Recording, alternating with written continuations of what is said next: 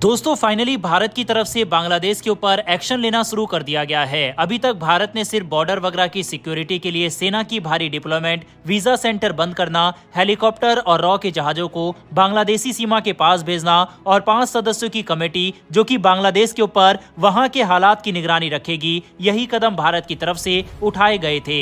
लेकिन अब भारत ने बांग्लादेश के बिजली सेक्टर पर एक्शन लिया है। इसके बारे में आगे बात करेंगे। वहीं डिफेंस से जुड़ी दो बेहद इंपॉर्टेंट खबर जिसमें अमेरिका के F-15EX फाइटर जेट और भारत के एक अत्याधुनिक ड्रोन के बारे में भी इस वीडियो में जानेंगे। तो चलिए शुरू करते हैं इस वीडियो को। और हाँ, अगर आपको डिफेंस और फॉरेन पॉलिसी से जुड़ी खबर पसंद है तो नीचे दिए गए सब्सक्राइब बटन को प्रेस कर बेल आइकन को दबा ले, जिससे हमारी डेली ऐसी लेटेस्ट अपडेट आप तक सबसे पहले पहुंच सके। तो चलिए शुरू करते हैं इस वीडियो को। दरअसल जिस तरह से बांग्लादेश में हालात बने हुए हैं और लगातार माइनॉरिटी के ऊपर हमला किया जा रहा है, इन सब के बीच में भारत सरकार ने अपनी नीति में बड़ा बदलाव किया है। अब जिन पावर प्लांट्स का बिजली निर्यात करने का विशेष समझौता है, उन्हें अगर विदेश में मुश्किलें आती है तो वे अपनी बिजली भारत में बेच सकते हैं। यानी कि मान लो भारत की किसी कंपनी ने नेपाल को बिजली सप्लाई करने का समझौता कर रखा है और कल को कोई प्रॉब्लम आती है या फिर सरकार ही नहीं चाहती कि भारत उस बिजली को नेपाल को सप्लाई करे, तो भारत उस बिजली को वापस अपने देश में ही भारतीय कंपनी के साथ खरीद सकता है। सरकार के द्वारा बदली गई ये नीति अब बांग्लादेश के लिए गले की हड्डी बनने वाला है। हाल ही में बांग्लादेश में चल रही अशांति के चलते ये बदलाव किया गया। अडानी पावर जो कि बांग्लादेश को बिजली का एकमात्र निर्यातक है, उसको इससे काफी फायदा होगा। अब तक अडानी पावर का 800 मेगावाट का गोडा पावर प्लांट बांग्लादेश को बिजली बेच रहा था, लेकिन नए नियमों के तहत अगर विदेशी बाजार में कोई समस्या आती है तो इस प्लांट की बिजली भारत में बेची जा सकेगी। अडानी पावर के प्रवक्ता ने कहा है, ये बदलाव सिर्फ एक सुविधा प्रदान करता है और भारत सरकार पर कोई अतिरिक्त वित्तीय बोझ नहीं डालता। इससे भारत में बिजली की उपलब्धता बढ़ेगी और ऊर्जा सुरक्षा भी मजबूत होगी। अब दोस्तों भारत की नीति में ये बदलाव थोड़ा सा बांग्लादेश को ब्लैकमेल करने जैसा है। सरकार कंपनी को कहकर बांग्लादेश को जाने वाली बिजली को भारत में वापस लेने के लिए तैयार हो जाएगा।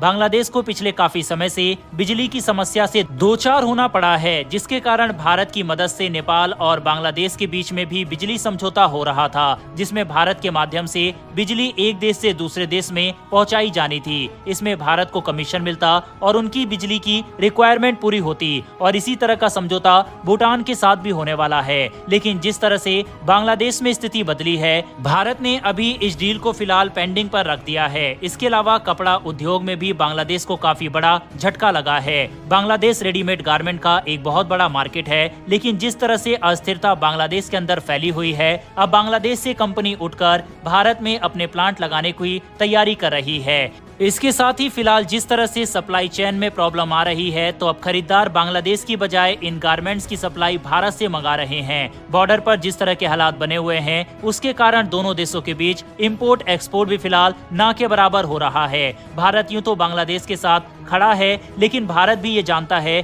कि जब बांग्लादेश में नई सरकार बनेगी इंटरिम गवर्नमेंट के बाद, तो वह सरकार भारत के लिए मुश्किलें खड़ी कर सकती है। इसीलिए भारत की कमान में कई ऐसे तीर होने चाहिए जो कि समय पड़ने पर भारत चला सके और बांग्लादेश को बैकफुट पर ला सके। हमने ये चीज मालदीव के अंदर भी और नेपाल के अंदर भी देखी है कि जब भी चीन समर्थक सरकार बनी है वहां पर, तो वह भारत के काफी ज्यादा अगेंस्ट हो जाती है। लेकिन समय के साथ उन्हें भारत की जरूरत आखिरकार पड़ती है। जैसा कि फिलहाल मालदीव के साथ हम देख सकते हैं कि किस तरह से एकदम से फॉरेन पॉलिसी दोनों देशों के बीच पूरी तरह से बदल गई है और अब भारत को कई तरह की डील हाल ही में मालदीव में मिली है। बहरहाल क्या भारत को बांग्लादेश के साथ बिजली के जो अहम समझौते होने वाले हैं, उससे पीछे हटकर बांग्लादेश के ऊपर एक टफ लाइन लेनी चाहिए या फिर ये अभी जल्दबाजी होगी? इस पर अपनी राय कमेंट बॉक्स में लिखकर जरूर बताइएगा। फिलहाल बढ़ते हमारी अगली खबर की तरफ। ये खबर दोस्तों अमेरिकी फाइटर जेट F-15EX को लेकर सामने आ रही है।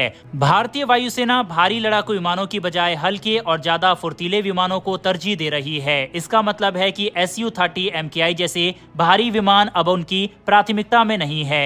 इससे बोइंग के F-15EX जैसे भारी विमानों की बोली पर असर पड़ सकता है और यह एक मेजर कारण है जिस वजह से लगातार MRFA डील लेट हो रही है। लेकिन आखिर क्या कारण है कि भारत सुखोई या फिर F-15EX जैसे वॉर प्रूवन और अत्याधुनिक हथियार में इंटरेस्ट नहीं दिखा रहा? रहा, तो उसके पीछे कुछ मेजर कारण है, जैसे कि ईंधन का अधिक खर्च, भारी विमान ज्यादा ईंधन इस्तेमाल करते हैं। दूसरा, महंगा रखरखाव, इन विमान के लिए बड़े रखरखाव दल और महंगे स्पेयर पार्ट की जरूरत होती है। इसके अलावा विशेष इंफ्रास्ट्रक्चर, इन विमान के लिए लंबे रनवे और मजबूत हैंगर की जरूरत होती है, जो भारतीय एयरबेस पर आसानी से उपलब्ध नहीं है। वहीं लागत भी बड़ी समस्या है, भारी विमानों की देखभाल और ऑपरेशन की लागत भी ज्यादा होती है। आज ही एक इंटरव्यू के दौरान जब भारतीय वायुसेना के chief air marshal VR Chaudhary sir से जब पूछा गया कि तेजस बेहद छोटा विमान है, तो इस पर काफी फनी वे में उन्होंने आंसर दिया और कहा कि साइज डजंट मैटर। उनके इंटरव्यू की छोटी सी क्लिप आप अपने स्क्रीन पर देख सकते हैं। Size does not matter. The smaller aircraft, but with equal capabilities as the other participants in the exercise. It has actually proved its mettle, taking part both as a part of the Blue Force as well as the Red Force during the exercise. Size does not matter. साफ है कि भारतीय वायुसेना अब हल्के और ज्यादा फुर्तीले विमानों को तरजीह दे रही है, ताकि उनके पास ज्यादा लचीलापन रहे। इसके साथ ही F-15EX जैसे भारी विमान स्टैंडर्ड में पीछे रह सकते हैं। दूसरे विकल्प जैसे डैसॉल्ट राफेल और साब ग्रिपन अलग अलग वजन के श्रेणियों में आते हैं और भारतीय वायुसेना की जरूरतों के हिसाब से फिट हो सकते हैं। हाल ही में साब की तरफ से भी ये बताया गया कि हम भारतीय वायुसेना की रिक्वायरमेंट को न सिर्फ पूरा कर सकते हैं, बल्कि समय पर विमान की डिलीवरी भी कर सकते हैं। हम प्रतिवर्ष 25 से 28 विमान भारत को दे सकते हैं। वहीं भारत को अपनी फ्लीट को तेजी से बढ़ाने के लिए प्रतिवर्ष 18 फाइटर जेट की जरूरत है, जो कि साब अपने ग्रिपन फाइटर जेट की मदद से तेजी से बढ़ा सकते हैं। हालांकि इस टेंडर में राफेल फाइटर जेट और F-15EX काफी आगे दिखाई दे रहे थे, लेकिन क्योंकि अब भारत भारी भरकम फाइटर जेट की तरफ नहीं देख रहा, तो अब अमेरिकी फाइटर जेट का चुना जाना काफी ज्यादा मुश्किल हो गया है। और एक बार फिर से ग्रिपन इस टेंडर में अपनी दावेदारी मजबूती से पेश कर रहा है। हम आपको इसी हफ्ते की वीडियो में ये बता चुके हैं कि इस साल के अंत तक MRFA डील साइन हो जाएगी। इसके ऊपर डिफेंस एक्विजिशन काउंसिल की मीटिंग में फैसला भी लिया जा चुका है, जिसके तहत इमीडिएट भारत को 36 फाइटर जेट मिल सकते हैं, बाकी सालाना 20 से 25 फाइटर जेट। बहरहाल अब ये देखना काफी इंटरेस्टिंग होगा कि भारत इस साल के अंत में किस फाइटर जेट के साथ जाता है। आपके हिसाब से कौन सा फाइटर जेट इस टेंडर के लिए सबसे बेस्ट है? अपनी राय कमेंट बॉक्स में लिखकर बताइएगा। बढ़ते हमारी आज की अंतिम खबर की तरफ, जो कि भारत के नए कामिकेज ड्रोन के बारे में है, जिसे हाल ही में नेशनल एरोस्पेस लेबोरेटरी यानी कि NAL ने पेश किया है। ये ड्रोन भारतीय रक्षा तकनीक में एक बड़ा कदम है।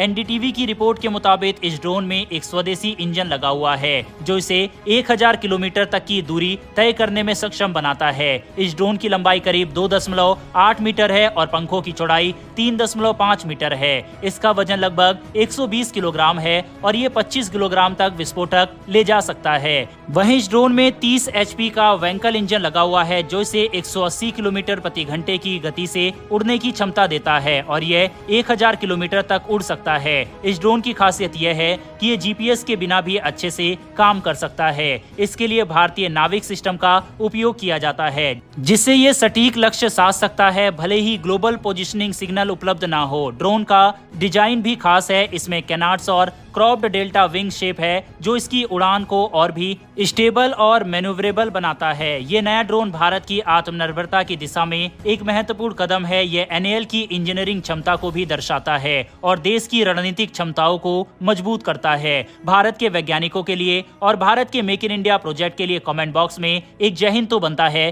फिलहाल इस वीडियो में इतना ही। अगर आपको ये इन्फॉर्मेशन और वीडियो पसंद आई हो तो वीडियो को लाइक करके हमारी आने वाली डेली ऐसी वीडियो के लिए चैनल को सब्सक्राइब कर बेल नोटिफिकेशन को जरूर दबा लें। फिर मिलेंगे ऐसी एक नई वीडियो के साथ। धन्यवाद। जय हिंद।